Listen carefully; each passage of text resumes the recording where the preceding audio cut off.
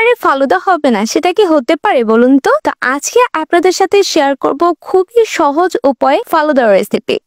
এর জন্য আমি নিয়েছি রাঁধুনি ফালুদা মিক্স আর নিয়েছি ম্যাঙ্গো ফ্লেভার। শুরুতে আমি 1 লিটার দুধ নিয়েছি আর 1 লিটার দুধটাকে খুব ভালোভাবে জাল দেওয়ার আগেই এই দুধের সাথে আমি মিক্সড করে দিব। ফালুদা মিক্সটা খুব ভালোভাবে এটাকে জাল দিয়ে নিতে হবে আর খুবই ঝটপট যেহেতু তৈরি করব, এর জন্য আমি এখানে 1/3 কাপ সাগুদানা অ্যাড করে দিয়েছি এক্সট্রা করে।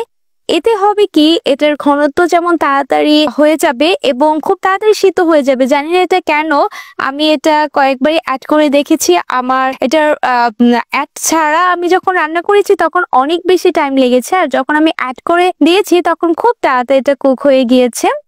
তো এখন আমি এটা জেলোটা তৈরি করবো। জেলোটা নিয়ে অনেকেরই অনেক প্রবলেম ফেস করতে হয়। তো আজকে আমি যেভাবে দেখাবো, আশা করি এরপর থেকে আর কোনো প্রবলেম আপনারা ফেস করবেন না। এখানে আমি প্যাকেটের জেলোটা নিয়েছি।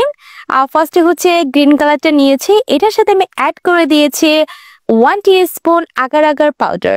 এটা দিয়ে খুব ভালোভাবে জাল দিয়ে নেব 3 থেকে 4 মিনিট। 3 থেকে 4 মিনিটও লাগবে না, ঠিক 2 থেকে 3 মিনিটের মধ্যে এটা হয়ে যাবে। আর নর্মালি ভাবে যদি আমরা করতে থাকি তাহলে 5 থেকে 6 মিনিট, এমনকি 10 মিনিটের মতো লেগে যায়। ঠিক তখনও কিন্তু এই জেলোটা পারফেক্টলি হয় না। ঠিক অন্য একটি যে কালার রেড কালার থাকে, কালারটা আমার কাছে ভালো লাগেনি, তেমন প্রপার রেড কালার ছিল না। এই কারণে আমি একটু অরেঞ্জ কালার অ্যাড করে দিয়েছি, কারণ যেহেতু আমি এটা ম্যাঙ্গো ফ্লেভার ফালুদা করব, এর জন্য আমি একটু অরেঞ্জ কালার অ্যাড করে দিয়েছি যাতে এটার কালার কম্বিনেশনটা একদম মিলে যায়। আর কিভাবে বুঝতে পারবেন যে ফালুদাটা পারফেক্টলি হয়েছে কিনা?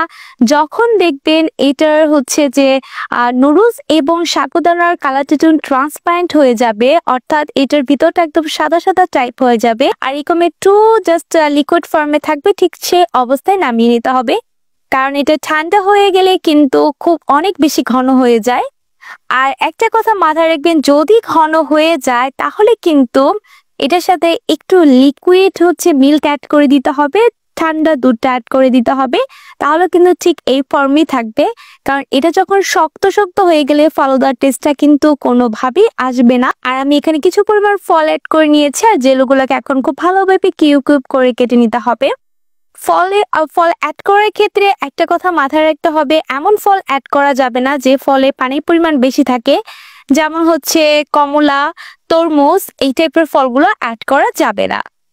এখানে সব ফলের মধ্যে আমার কাছে সব থেকে বেশি মনে হয় কলা এবং খেজুর। আর একটি ফল আছে, সেটা আম। যেহেতু আম হাতের কাছে নেই, এখন আমের সিজনও না, এর জন্য আমি অ্যাড করতে পারিনি। তবে আমার কাছে ফালুদার সব থেকে আম ফলটা সব থেকে বেশি ভালো লাগে। এটার টেস্টটা বহু গুণে বেড়ে যায়, আর কোনো ফলই দেওয়ার দরকার হয় না, শুধুমাত্র একটা ফল দিলেই। এই তো আমি সবগুলো খুব ভালোভাবে এখন রেডি করে নিয়ে এখন আমি একটু গ্লাসে সাজিয়ে নেব। এটা আপনারা যেভাবে যার পছন্দ মতো সাজিয়ে নিতে পারেন। এখন আমি দুধ দিয়ে যে ব্যাটারটা রেডি করে নিয়েছিলাম সেটা দিয়ে খুব ভালোভাবে ডেকোরেশন করে নিব।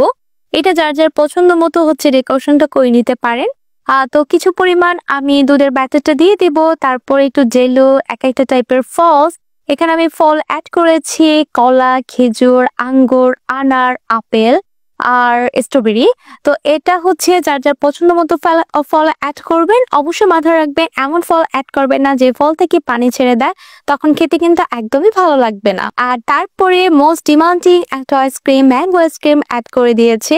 এটার প্রাইস অত বেশি না হলেও এই ফালুদার সাথে ম্যাঙ্গো আইসক্রিমটা অ্যাড করে দিলে এটা বহু গুণে বেড়ে যাবে। অবশ্যই এটা আপনারা ফলো করতে পারেন। তো এতে তারপর উপরে আমি একটু স্ট্রবেরি দিয়ে দিয়েছি।